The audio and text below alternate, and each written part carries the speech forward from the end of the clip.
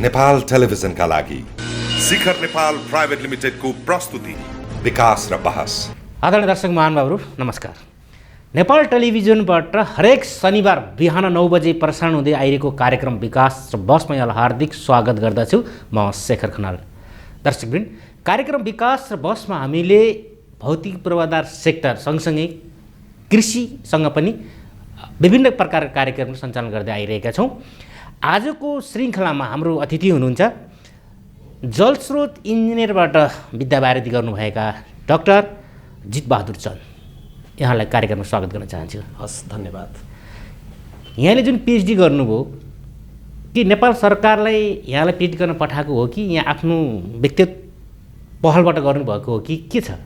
मैले जुन पिएचडीको स्कलरसिप प्राप्त गरेँ त्यो स्कलरसिप चाहिँ अस्ट्रेलिया सरकारको ग्लोबल कम्पिटिसन, एकैचोटि अस्ट्रेलिया सरकारले मोर देन 150 कन्ट्रिजको एप्लिकान्टहरूसँग एप्लिकेसन सिक गरेर मेरिट बेस्डको आधारमा उनीहरूले सिलेक्सन गर्छ। त्यो ग्लोबल कम्पिटिसनको स्कलरसिप हो। नेपाल गभर्मेन्टको यसमा कुनै पनि रोल हुँदैन। तर म नेपाल गभर्मेन्टको इम्प्लोइ भएको नाताले यो स्कलरसिप प्राप्त गरिसकेपछि उनीहरूले मलाई चाहिँ स्टडी लिभ दिने प्रावधान छ। त्यसै अनुसार मैले अस्ट्रेलियन गभर्मेन्टको ओपन बेस्ड ग्लोबल कम्पिटिसनबाट पिएचडीको स्कलरसिप प्राप्त गरेँ र नेपाल सरकारबाट चाहिँ स्टडी लिभ लिएर चाहिँ मैले अध्ययन गर्न गएँ। यहाँले जुन पिएचडी गर्ने क्रममा यहाँ अस्ट्रेलियाबाट पिएचडी गर्नुभयो होइन? हजुर। कति वर्ष कोर्स थियो त्यो? यो 4 वर्षे कोर्स थियो, तर यो बिचमा कोभिड पेन्डेमिकको महामारीले गर्दाखेरि करिबन 3 महिना चाहिँ लम्बिन गयो। यहाँले जुन विषयमा पिएचडी गर्नुभयो, यहाँले गरेको पिएचडीले नेपाल र नेपाल सरकारलाई कस्तो खालको सहयोग मिल्छ? अब मैले जुन पिएचडी गर्न गएको थिएँ, अब यो पिएचडीको प्रोसेस चाहिँ अलिकति के हुन्छ भन्नुहुन्छ भने पिएचडीको स्कलरसिप प्राप्त गर्नुभन्दा अगाडि कुन सेक्टरमा पिएचडी गर्ने त्यसको टेन्टेटिभ आउटलाइन तयार गर्नुपर्छ स्कलरसिपको एप्लिकेसन सँगसँगै। मैले यहाँ नेपालमा जुन मैले लगभग 10 वर्ष काम गरिसकेका थिएँ, आफ्नो अनुभवको आधारमा नेपाल जस्तो कन्ट्रीमा irrigation management, specially water management in irrigation sector मैले चाहिँ एकदमै टटका रूपमा आवश्यक र निड बेस्ड ठानेर त्यही सब्जेक्टमा चाहिँ पिएचडी गर्नको लागि मैले चाहिँ एप्लिकेसन दिएको थिएँ र फर्चुनेटली मेरो चाहिँ एप्लिकेसन चाहिँ हजुरको सफल पनि भयो। र म गइसकेपछि त्यहाँ पनि करिबन पिएचडीमा चाहिँ के हुन्छ भने जसरी ब्याचलर र मास्टरमा स्टुडेन्टहरू पढ्न जान्छन् उनीहरू सुरुमै पढ्न सुरु गर्छन्, तर पिएचडीमा अलिकति फरक छ। गइसकेपछि त्यहाँ हामीले कन्फर्मेसन अफ क्यान्डिडेचर भन्छ, COC, त्यो प्राप्त गर्नुपर्छ। त्यो प्राप्त गर्नको लागि एउटा प्रपोजल चाहिँ एउटा ठुलो कमिटीबाट इक्जामिनरबाट चाहिँ एप्रुभ गर्नुपर्छ र त्यो एप्रुभ गर्न मैले त्यहाँ पनि गएर अस्ट्रेलियामा पनि गएर सुरुमा फिल्ड बेस्ड त्यहाँको चाहिँ बिग, त्यसपछि मिडियम, त्यसपछि स्मल फार्महरू भिजिट गरेर त्यहाँको फार्मरहरूको चाहिँ actual agricultural practices, water management practices हेरेर र विभिन्न लिट्रेचरहरू चाहिँ सर्च गरेर मैले चाहिँ प्रपोजल चाहिँ डेभलप गरेको थिएँ। र यो मेरो पिएचडी चाहिँ बेसिकली चाहिँ इरिगेसन, वाटर क्वालिटी र tomatoes production in green house इन्भाइरोमेन्टसँग रिलेटेड थियो र मेरो चाहिँ टाइटल चाहिँ deficit irrigation and water quality dynamics for tomato production in a green house environment भन्ने रहेको छ। यसमा 4वटा कुरा इम्पोर्टेन्ट छन्। एउटा डेफिसिट इरिगेसन, अर्को वाटर क्वालिटी, अर्को चाहिँ ग्रिन हाउस इन्भाइरोमेन्ट र अर्को टोमेटो प्रोडक्सन। यी 4वटा कुरा इम्पोर्टेन्ट छन् र यी 4वटा कुराको मैले प्याकेजमै कुनै पनि प्लान्ट चाहिँ हामीले जब त्यसलाई चाहिँ ट्रान्सप्लान्ट गर्छौँ र जब त्यसलाई चाहिँ मार्केटमा सेल गर्छौँ त्यो स्टेजसम्म पुर्याउनको लागि सोयल, प्लान्ट र वाटर रिलेसनसिप भन्ने एकदमै इम्पोर्टेन्ट हुन्छ। सोयल, प्लान्ट र वाटर रिलेसनसिप हो। त्यो सोयल, वाटर र प्लान्ट रिलेसनसिपलाई अप्टिमाइजेसन गर्ने मोडेल डेभलप गरेँ। त्यसपछि वाटर प्रोडक्टिभिटी र त्यो मोडल डेभलप गरिसकेपछि त्यो डेभलप भएको मोडल साँच्चीकै कस्ट इफेक्टिभ छ या छैन भनेर इकोनोमिक एनालाइसिस पनि गरेँ र ती फाइन्डिङहरू चाहिँ इन्टरनेसनली पियर रिभ्युड जर्नलहरूमा 4वटा जर्नलहरूमा पब्लिस पनि भएका छन्, साइन्टिफिक कम्युनिटीमा गइसकेका छ। र अब म चाहन्छु कि जुन मैले सब्जेक्ट वहाँ पढेँ, अध्ययन गरेँ र सिकेँ त्यसलाई चाहिँ नेपालमा आएर स्पेसली कमर्सियल फार्मरहरू हामी कहाँ सब्सिस्टेन्स फार्मरहरू पनि धेरै छन्, तिनीहरू कहाँ त एप्लिकेबल हुँदैन। तर जुन कमर्सियल फार्मरहरू छन् जसले साँच्चीकै एग्रिकल्चरलाई कमर्सियलाइजेसन गर्न अगाडि बढिरहेका छन्, त्यहाँ चाहिँ एप्लाई गर्न सकिन्छ।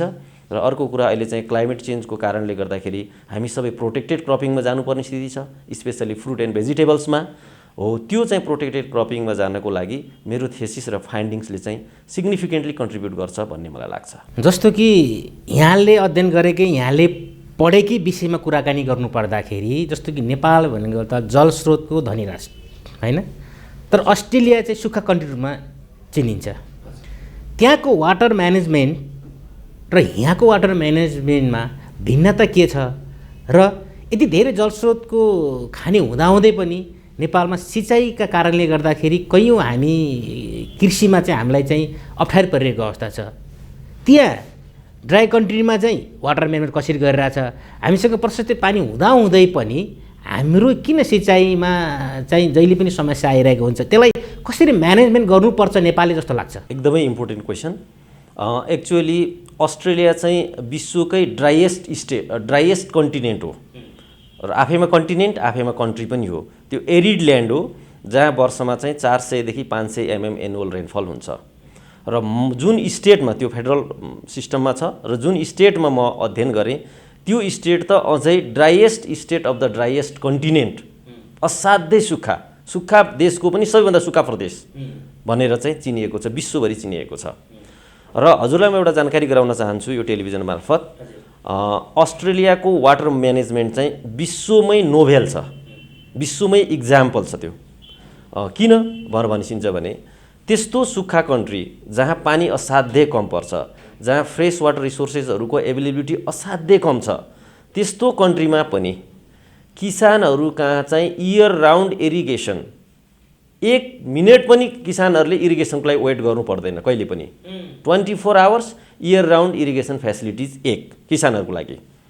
दोस्रो, ड्रिङ्किङ वाटर, हजुरको 24 घन्टा हजुरको घरमा ड्रिङ्किङ वाटरको चाहिँ एभाइलेबिलिटी छ। शुद्ध खानेपानी 100% प्योर खानेपानी अस्ट्रेलियामा होइन हो, शुद्ध पनि हो। हुन त डेभलप्ड कन्ट्रीहरूले पनि एउटा जस्तै इन्टरनेसनल मापदण्ड बनाएको छ होइन, आफ्नो आफ्नो गाइडलाइन्स बनाएको छ वाटर क्वालिटीमा। अब अस्ट्रेलियाको वाटर क्वालिटी पनि इन्टरनेसनल स्ट्यान्डर्डको छ, असाध्यै शुद्ध छ। र त्यो शुद्ध पानी पनि हजुरको चाहिँ धारामा हजुरको 1 सेकेन्ड पनि खाली हुँदैन, जतिखेर पनि आइराख्ने हो। त्यही शुद्ध पानी हजुरको बाथरुममा आउँछ, त्यही शुद्ध पानी हजुरको चाहिँ टोयलेटमा जान्छ, त्यही शुद्ध पानी चाहिँ हजुरले नुहाउनेदेखि लिएर त्यो पनि एभाइलेबिलिटी छ।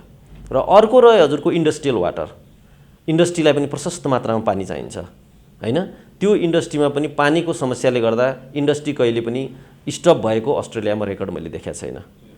हाइड्रो पावर, अस्ट्रेलियामा बिजुली गएको मैले यत्रो वर्ष बस्दाखेरि लगभग 6 वर्ष जति बसेँ, पिएचडी र मास्टरमा कहिले पनि देखिनँ। पार्कल्यान्ड इरिगेसनहरू हजुरले चाहिँ अस्ट्रेलिया गएर चाहिँ भिजिट गर्नुभयो भने देख्न सक्नुहुन्छ, त्यहाँको सिटीहरू कति ग्रिन सिटी छन्। र हजुरलाई थाहा नै छ विश्वका टप 10 लाइभेबल सिटिजहरूमध्ये करिबन 4-5 वटा त अस्ट्रेलियामै छन्। र म बसेको सिटी जहाँ मैले मास्टर र पिएचडी गरेँ त्यो चाहिँ अहिले वर्ल्डको 3rd लाइभेबल सिटी हो, जहाँ हामीले चाहिँ ग्रिन चाहिँ जता पनि मेन्टेन गरेको देख्न सक्छौँ। र त्यसलाई पार्कल्यान्ड इरिगेसन भन्छ। त्यसमा पनि पानीको समस्या हुँदैन, अटोमेटिक रूपमा चाहिँ त्यहाँ उनीहरूले स्वचालित रूपमा इरिगेसन दिइरहेको हुन्छ। त्यो रह्यो अस्ट्रेलियामा। र नेपालमा हजुरले भनिहाल्नु भयो हामी कहाँ प्रशस्त वाटर रिसोर्सेसको चाहिँ एभाइलेबिलिटी छ होइन। हामी कहाँ चाहिँ हजुरको चाहिँ ग्राउन्ड वाटरको ठुलो पोटेन्सियल छ, ठुलो खानी छ हामी कहाँ। तैपनि हामीसँग टेक्नोलोजीको कमी, हामीसँग चाहिँ यी बनेका चाहिँ इरिगेसन इन्फ्रास्ट्रक्चरहरू पुराना, रिपेयर एन्ड मेन्टेनेन्सको कमी, र प्लस हामीले रन अफ द रिभर सिस्टममा चाहिँ इरिगेसन प्रोजेक्टहरू बनाउन सकेनौँ। रन अफ द रिभर सिस्टममा इरिगेसन प्रोजेक्ट बनायौँ, स्टोरेज टाइपमा हामीले चाहिँ इरिगेसन प्रोजेक्टहरू बनाउन सकेनौँ, जसले गर्दाखेरि बर्खाको बेला चाहिँ रेनी सिजनमा चाहिँ हाम्रा किसानहरूले चाहिँ पानी पाउने भए, तर अफ पिरियडमा चाहिँ हाम्रा किसानहरूले चाहिँ पानी पाउने समस्या, टेल इन्डमा गएर पानी पाउने समस्या छ। र यो सँगै म अर्को एउटा इम्पोर्टेन्ट कुरा जोड्न चाहन्छु। मैले के देखेँ भने अस्ट्रेलिया पनि यस्तो कन्ट्री हो जहाँ विश्वकै नेपाल जस्तै 70% पानी चाहिँ एग्रिकल्चर सेक्टरमै हजुरको के हुन्छ त कन्ज्युम हुन्छ। विश्वमा पनि यही हो होइन। अनि विश्वमा चाहिँ 70% एग्रिकल्चरमा, 20% इन्डस्ट्रीमा र 10% चाहिँ ड्रिङ्किङ वाटरमा युज हुन्छ। अस्ट्रेलियामा पनि 70% हुन्छ। यी सबै हुँदाहुँदै पनि हामी त्यहाँ हेरेर देख्यौँ ऊ एडभान्स कन्ट्री पनि हो, उसका प्रविधिहरू पनि त्यस्तै खालको होलान्। तर अब नेपालले त्यस्ता देशहरूबाट सिक्नुपर्ने र सरकारले गभर्मेन्टले कस्तो खालको पोलिसी बनाउन जरुरी छ ताकि हाम्रो कृषिमा होस् अथवा खानेपानीमा होस् यस्ता खालमा सुधार ल्याउनको लागि टु दी पोइन्ट भन्दाखेरि यो गर्नुपर्छ यस्ता खालको नीति ल्याउनुपर्छ भन्ने चाहिँ के लाग्छ? एकदमै राम्रो क्वेसन। जस्तै मैले भने मैले देखेँ, अब सबैले त देखेको हुन सक्दैनन् होइन। म त्यहाँको चाहिँ हजुरको लार्ज र मिडियम स्केलका फार्मरहरू नै मेरो पिएचडी प्रोजेक्टसँग जोडिएका थिए। करिबन हजुरको चाहिँ 58 हेक्टर 60 हेक्टर 200 हेक्टर फार्म भएका फार्मरहरू मेरो प्रोजेक्ट्समा जोडिएका थिए। उनीहरूसँगको नलेज आदान प्रदान हामीले गरेका थियौँ। अब कृषि र म स्पेसली अब म जलस्रोत भने पनि यो एकदमै भयावह फिल्ड हो। जलस्रोत फर एग्रिकल्चर भन्ने हिसाबबाट म जोड दिन चाहन्छु।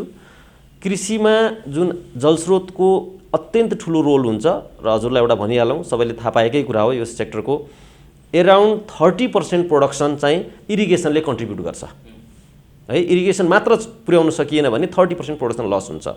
अब विश्वका डेभलप्ड कन्ट्रीका टेक्नोलोजीहरू हेरेर यहाँ हामी के गर्न सक्छौँ त एग्रिकल्चरलाई भनेर भन्दाखेरि मैले हजुरलाई के कुरा जोड्न चाहेँ भने अस्ट्रेलिया जस्ता डेभलप्ड कन्ट्रीहरूमा एग्रिकल्चर चाहिँ मेकनाइजेसनमा होइन कि उनीहरू अटोमेसनमा पनि गइसकेका छन् लगभग है। हामी चाहिँ अहिले मेकनाइजेसनमा जाँदैछौँ होइन। नम्बर 1 त हामी के गर्नु पर्यो भने सबभन्दा त इम्पोर्टेन्ट कुरा के हो भने डेभलप्ड कन्ट्रीमा 5% मान्छेहरूले चाहिँ हजुरको खेतीपाती गर्छन्, 95%लाई पुर्याउँछन् र अझै सरप्लस र क्वालिटेटिभ प्रडक्टहरू उत्पादन गरेर विदेशमा पनि पठाउँछन् होइन। त्यस्तो छ। स्वयं अस्ट्रेलिया 5%ले गर्छ, पुरैलाई आफ्नो सबैलाई पुर्याउँछ र अझ सरप्लस क्वालिटेटिभ प्रडक्टहरू चाहिँ उत्पादन गरेर विदेशी मार्केटहरूमा त्यहाँको हर्टिकल्चर प्रडक्टहरू स्पेसली चाहिँ हजुरको ल्याम्ब मिट होइन बिफहरू विदेशमा पठाएर पैसा प्रशस्त कमाइरहेछ।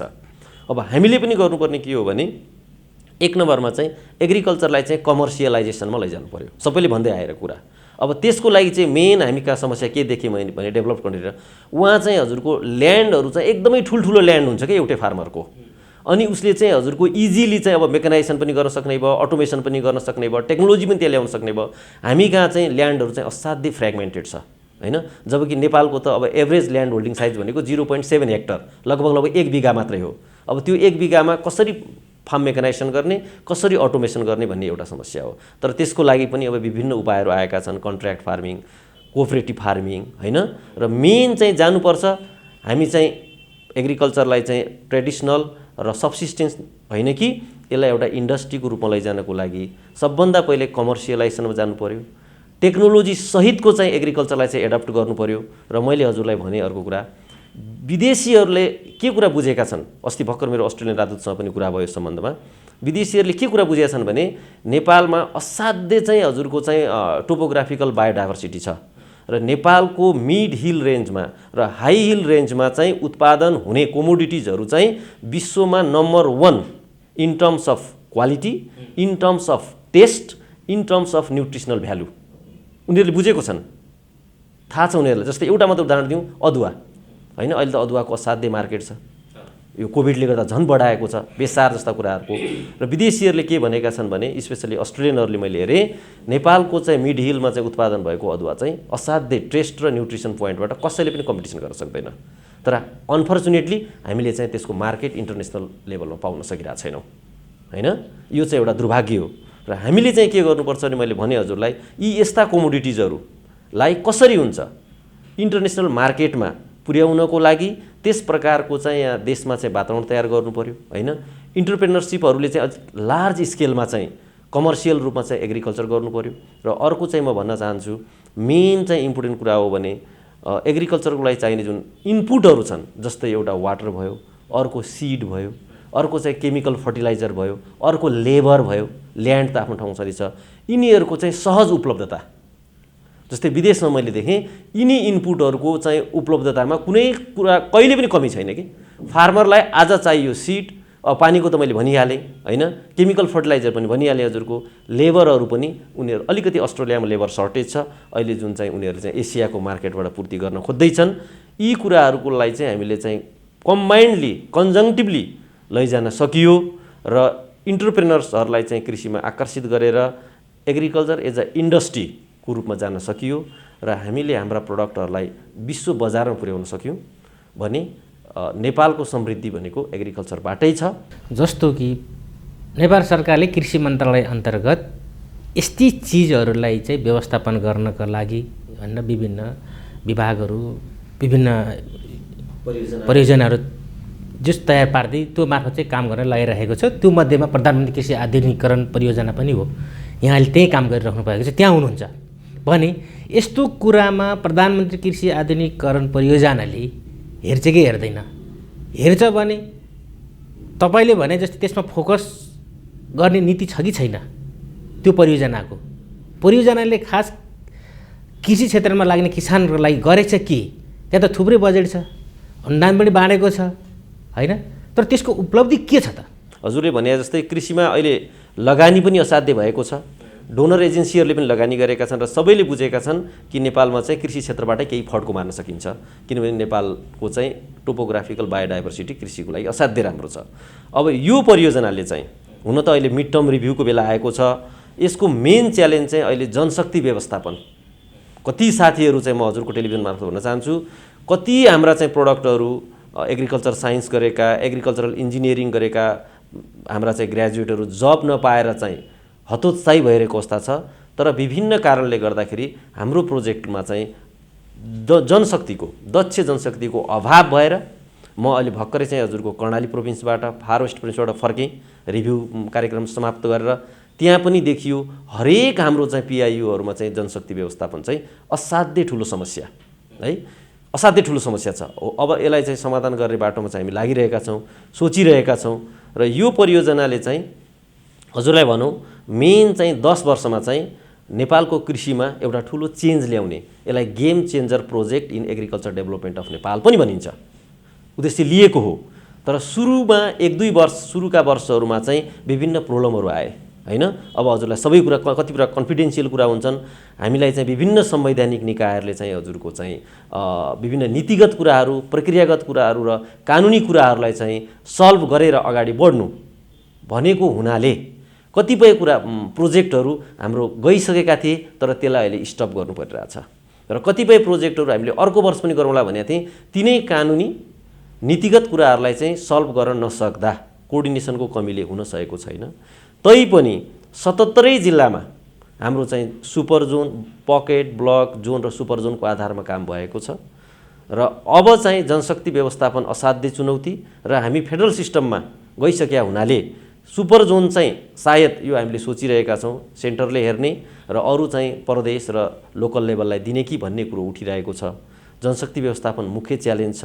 तर मलाई के लाग्छ भने यदि जनशक्ति व्यवस्थापन हुन सक्यो, कन्ट्र्याक्टमा पनि हामीले चाहिँ हाम्रा चाहिँ एग्रिकल्चर सेक्टरका इन्जिनियरहरूलाई पनि हामीले चाहिँ इम्प्लोय गर्न सक्यौँ भने हामीले जे सोचेका छौँ यान्त्रिकरणमा, मेकानाइजेसनमा, कमर्सियलाइजेसनमा र इन्डस्ट्रियलाइजेसनमा यसमा ठुलो फड्को ल्याउन सकिन्छ कि भन्ने मलाई लागेको छ। मैले सोची पनि रहेको छु एज अ सिनियर प्रोजेक्ट इन्जिनियरको रूपमा। मैले नेक्स्ट इयरको लागि प्लानिङ पनि गरिरहेको छु के गरेर चाहिँ मैले अब विदेशमा पनि देखेँ, जापानमा पनि देखेँ, चाइनामा, इन्डियामा, डिफ्रेन्ट कन्ट्रीमा कसरी मेकानाइजेसन मार्फत, वाटर म्यानेजमेन्ट मार्फत कसरी चाहिँ एग्रिकल्चरले फड्को मार्दो रहेछ भनेर देखेको छु। र त्यसलाई चाहिँ म अब यो परियोजना मार्फत आफूले जानेको कुरा नेक्स्ट इयरको चाहिँ प्रोग्राममा राख्ने सोचिरहेको छु। एउटा टिम इफोर्ट हो होइन। मैले अघि हजुरलाई भनिसकेँ जनशक्ति व्यवस्थापन र सुरुको 2-3 वर्षको यो प्रब्लमले गर्दाखेरि हामीले चाहिँ गति लिन सकेका छैनौँ। बजेट असाध्यै छ यो यसमा। अनि सबैले यो परियोजनालाई चाहिँ चासो साथ हेरेका छन्। अस्ति हाम्रो चाहिँ लिजेन्डरी नायक सरोज खनालज्यूले पनि यसको बारेमा मसँग कुरा गर्नुभयो होइन। सबैले चाहिँ यसलाई चाहिँ चासोको साथ हेरेको मैले पाएँ पोलिटिकल सेक्टर होइन। यदि हामीले साँच्चीकै युनाइट भएर लाग्यौँ भने यो परियोजनाबाट केही न केही सिग्निफिकेन्ट डिफरेन्स चाहिँ निकाल्न सक्छौँ। तर जनशक्ति व्यवस्थापनलाई चाहिँ हजुरहरूले पनि यसको बारेमा केही सोच्नु पर्यो, अगाडि बुझ्नु पर्यो र हाम्रो चाहिँ पोलिटिकल सेक्टरलाई हजुरले बढाइदिनु पर्यो। प्रधानमन्त्री कृषि आधुनिकीकरण परियोजनामा किन जनशक्ति चाहिँ को कमी भइरहेछ, जबकि हाम्रा चाहिँ यहाँ प्रोडक्टहरू जागिर नपाएर चाहिँ हजुरको चाहिँ विदेशी रहेका छन्, फ्रस्ट्रेट भएका छन्। ती मैले त्यस्ता इन्जिनियर र एग्रिकल्चर साइन्स ग्रेजुएटहरू देखाएको छु, तर हामीले यहाँ लगाउन सकिरहेको छैनौँ। त्यसमा हजुरहरूले आवाज उठाइदिनु पर्ला। अब हाम्रो लगभग निर्धारित समय सकिसकेको अवस्था छ र अन्तिममा जब मुलुक संहितामा गइसकेपछि क्षेत्राधिकारहरू पनि बाँडिए होइन। केन्द्रबाट जाने कामहरू जब स्थानीयमा गएर प्रदेशमा गएर विभाजन भयो नि, त्यसले गर्दाखेरि काम गर्न अप्ठ्यारो त परिरहेको अवस्था सबै ठाउँमा छ, सबै क्षेत्रमा छ। र पनि लामो समयदेखि यो परियोजनाले चाहिँ दक्ष जनशक्ति खोजिरहेको अवस्था छ। आजका दिनसम्म पनि फुलफिल गर्न नसक्नु दोषको भन्ने कुरा हुन्छ। यी हुँदाहुँदै पनि डाक्टर साहबले जानेको बुझेको कुराबाट देश जनता र किसानहरूका लागि चाहिँ मेरो समय अवधिमा यो गर्छु भन्ने कुरा एउटा के प्रतिबद्ध छ त्यो चाहिँ बताइदिनुहोस्। मैले भने हजुरको लगभग 15 वर्ष जति मेरो एग्रिकल्चर सेक्टरमा चाहिँ आफ्नो चाहिँ प्रोफेसनल अनुभव रहेछ। यो बिचमा यो मेरो पढाइलाई पनि इन्क्लुड गरेको छु, किनभने पढाइ पनि हजुरको एग्रिकल्चर सेक्टर वाटर म्यानेजमेन्टमै भएको हुनाले अब म चाहिँ हजुरको यो टेलिभिजन मार्फत र आफै पनि के प्रतिबद्धता व्यक्त गर्न चाहन्छु भने अस्ट्रेलियामा मास्टर र पिएचडी गरिसकेर र असाध्यै राम्रो पिएचडी मैले चाहिँ नम्बर 1 पाएको थिएँ, 1 2 3 4 हुन्छ, पाएर अस्ट्रेलियामै प्रशस्त जब अपर्च्युनिटी पाएर पनि म आफ्नो कन्ट्रीमा फर्केँ हैन। केही सिग्निफिकेन्टली कन्ट्रिब्युसन आफ्नो तर्फबाट गर्न सक्छु कि गरौँ कि भन्ने मैले चाहिँ भित्री मनाशय लिएर फर्केको हुँ। जबकि धेरै साथीहरूले र त्यहाँको चाहिँ पोलिटिकल पूर्व सभामुखज्यूले यहीँ काम गर्नुहोस्, तपाईँलाई हामी यहीँ काम दिन्छौँ, युनिभर्सिटीले पनि यहीँ काम गर्नुहोस्, तपाईँलाई फ्याकल्टिजको रूपमा राख्छौँ, प्रोफेसनल मान्छे पनि हुनुहुन्छ भनेर भन्नुभएको थियो।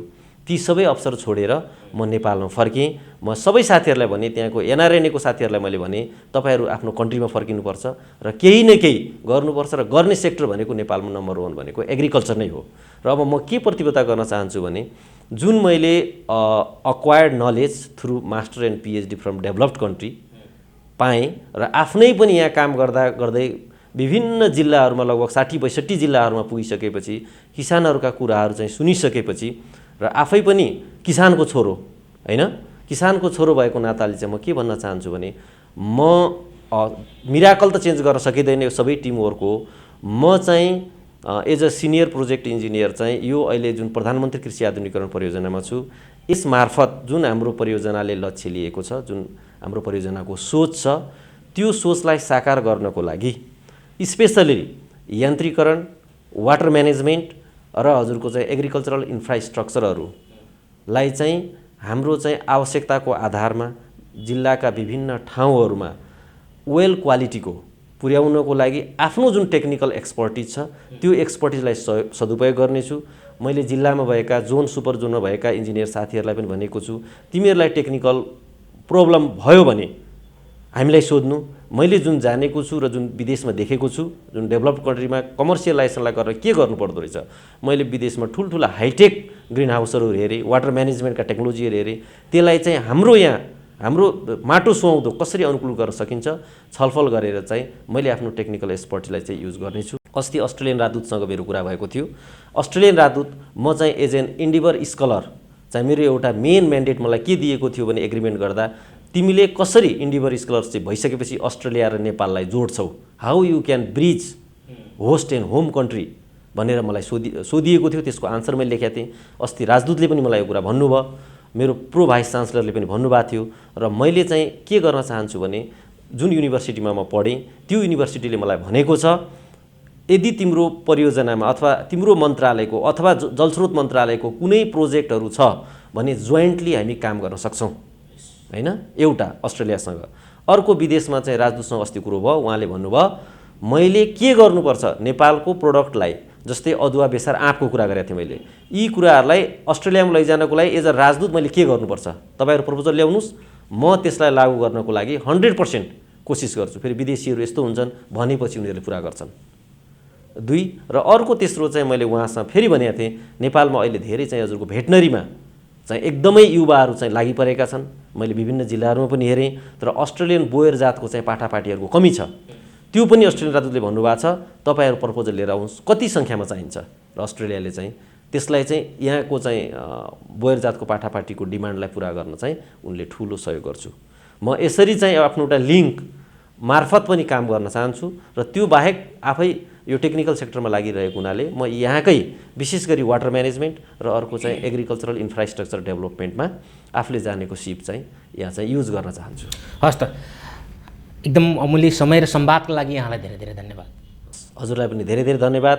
मलाई यो आफ्नो चाहिँ हजुरको एकदमै इम्पोर्टेन्ट यो एकदमै निडेड प्रोग्राममा आएर आफूले जानेको बुझेको केही कुराहरू चाहिँ राख्ने अवसर दिएकोमा र म हजुरलाई फेरि अनुरोध गर्न चाहन्छु कि हाम्रो पिएमएमपीमा अहिले जनशक्ति व्यवस्थापन ठुलो चाहिँ प्रोब्लम रहेको छ। हजुरहरू जस्तो मिडियाकर्मीले पनि उठाइदिनु पर्यो। हाम्रा कैयौँ साथीहरू जागिर नपाएर चाहिँ बेहाल अवस्थामा छन्, तिनीहरूले जब पनि पाउँछन् हैन, र सँगसँगै तिनीहरूले जब पायो भने आफ्नो एक्सपर्टिज चाहिँ युज गरेर we can transform Nepalese agriculture from subsistence based into commercialised one. Thank you sir. दर्शक आजको विकास बसको श्रृङ्खलामा हुनुहुन्थ्यो प्रधानमन्त्री कृषि आधुनिकीकरणका senior engineer doctor Jitbahadur Chand. कार्यक्रम विकास बस यहाँलाई कस्तो लाग्यो? सल्लाह सुझाव पनि प्रतिक्रियाको अपेक्षा गर्दै कार्यक्रम प्रस्तुता म शेखर खनाल लगायत हाम्रो सम्पूर्ण टिमलाई बिदा दिनुहोस्। नमस्कार।